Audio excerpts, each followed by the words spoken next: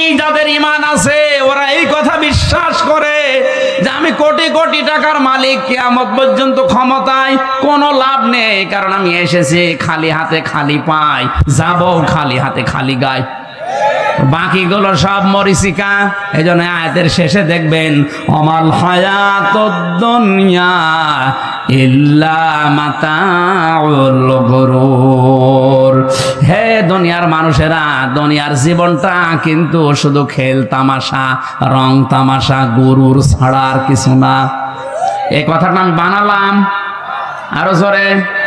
এই জন্য যাদের ঈমান আছে ওরা নির্ভয় হয়ে যায়, ওরা জানে যে আমি এসেছি মায়ের পেট থেকে একেবারে খালি, একটা পোশাকও আমার, বলেন বলেন, আবার যাবো যখন তখনও খালি, 4 আনা পয়সাও নিয়ে যাওয়া যাবে না। তা আমি কি করব 1000 বছর বেঁচে? আমার 500 বছর বেঁচে লাভ আছে, 5 দিনও বেঁচে লাভ নেই। ইমাম ইবনে তাইমিয়া রহমতুল্লাহ আলাইহি বলেন, আলেমের ভেতরে 3টা গুণ পাওয়া যায়। কয়টা? 1 নম্বরে তারা আল্লাহর কালাম নিয়ে চিন্তা ভাবনা করে, 2 নম্বরে তারা আল্লাহর ইবাদতে লিপ্ত থাকে, 3 নম্বরে তারা আল্লাহর অসন্তুষ্টিমূলক কাজ থেকে নিজেকে বাঁচিয়ে রাখার সর্বাত্মক চেষ্টা করে। জেলখানায় আমিও 3টা বছর কাটিয়ে আসলাম। আলেমদের আসলে কোরআন নিয়ে চিন্তা ভাবনা করা এইটা এখন দিন দিন অনেক কমে গেছে। অন্য মানুষ তো করেই না, অনেক আলেম পর্যন্ত এ লাইনে এখন নেই। 2 নম্বরটা আমি অনেকের ভেতরে পাই বা পেয়েছি যে ইবাদত বন্দেগী আল্লাহর এরা চেষ্টা চালায়। শাইখুল হাদিস ইবনে শাইখুল হাদিস আল্লামা মামুনুল হক রহমত দামাত বারকাতুহুমুল আলিয়া, ওনার সাথে আমি যতদিন অবস্থান করেছিলাম পাশাপাশি রোমে প্রায় 2 বছর 8 মাস ছিলাম। ওনার ইবাদত বন্দেগী, ইখলাস, কোরআনে কারিমের যে দক্ষতা, বিশেষ করে কোরআন ইয়াদ রাখার ব্যাপারে, এবং তার এলেম আছে, আরবি ভাষাভাষী এই লাইনে হাদিসের ওপরে অগাধ জ্ঞান আল্লাহ তাকে দিয়েছেন। বাবার পক্ষ থেকে তো পেয়েছে, নিজেও চেষ্টা চালিয়েছে। আল্লাহর গোলামের যে ইবাদত বন্দেগীগুলো পাশাপাশি থাকা অবস্থায় দেখেছিলাম, আল্লাহ যেন তাকে মুক্ত করে আমাদের মাঝে ফিরিয়ে দেন। 3 নম্বরে আল্লাহর অসন্তুষ্টিমূলক কাজ থেকে আলেমদেরকে বিরত থাকা লাগবে। আমি সহ যারা এসেছি এখানে আলেম নামে যারা পরিচিত, আল্লাহ আমাদেরকে যেন তার অবাধ্যতা, অসন্তুষ্টিমূলক কাজ থেকে বিরত থাকার তৌফিক দান করেন। এই জগৎ বিখ্যাত আলেম ইমাম ইবনে তাইমিয়া রহমতুল্লাহ আলাইহি এরপরে লিখেছেন, আমরা হক্কানি আলেম বলে অনেক দরবার থেকে চিৎকার শুনি যে এটা হক্কানি দরবার, হক্কানি আলেম। উনি বলেন হক্কানি আলেম পৃথিবীতে পাওয়া যায় 3টা জায়গায়। 1 নম্বরে মাটির নিচে। কোথায়? আপনি মাটির নিচে খোঁজ করবেন, হক্কানি আলেম অবশ্যই পাবেন। ইমাম বুখারী রহমতুল্লাহ আলাইহি কি ছিলেন? কথা বলেন না কেন?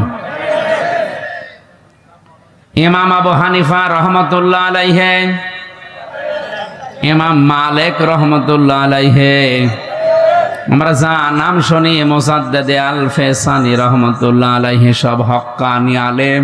সব পাওয়া যাবে কোথায়?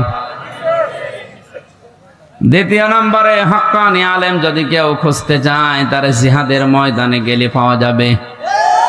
তামাম দুনিয়া তাকান, মনে হয় যে তামাম দুনিয়া এখন বদরের ময়দান। এখন যদি বলেন কই আমার কাছে তো খুব ভালোই মনে হচ্ছে, আপনি তো লাইনে নেই। সত্যি আলেম পাওয়া যায়, হক্কানি আলেম যারা, তারা আজ জিহাদের ময়দানে সময় কাটাচ্ছে। জিহাদের ময়দান মানে শুধুমাত্র তরবার নিয়ে, বম নিয়ে ওই ময়দানে যাওয়া না। আজকে কোরআনের কথাগুলো বলার জন্য যে ময়দান, এইটা এখন বাস্তবে জিহাদের ময়দান। এত কঠিন হয়ে গেছে কোরআনের সঠিক কথাগুলো তুলে ধরা এই 96% মুসলমানের দেশ। অন্য দেশের কথা তো বাদই দিলাম।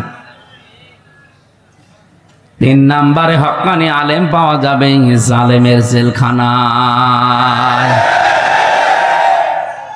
আজ যে 3 জন কথা বলছে আমরা উপরে, 3 জনই সদ্য কারামুক্ত হয়ে এসেছি।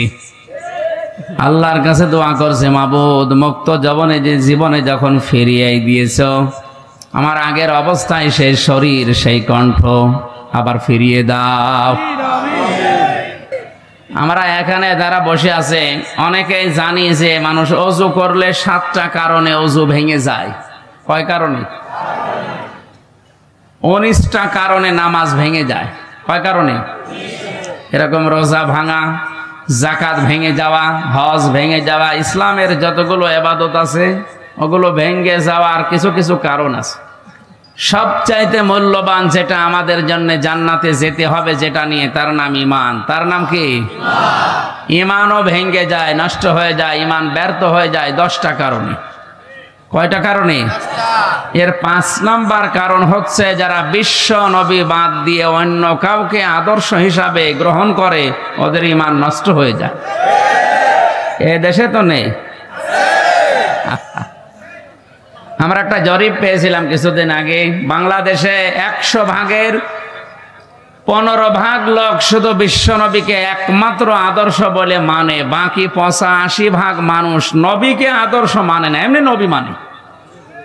কথা বুঝতেছে?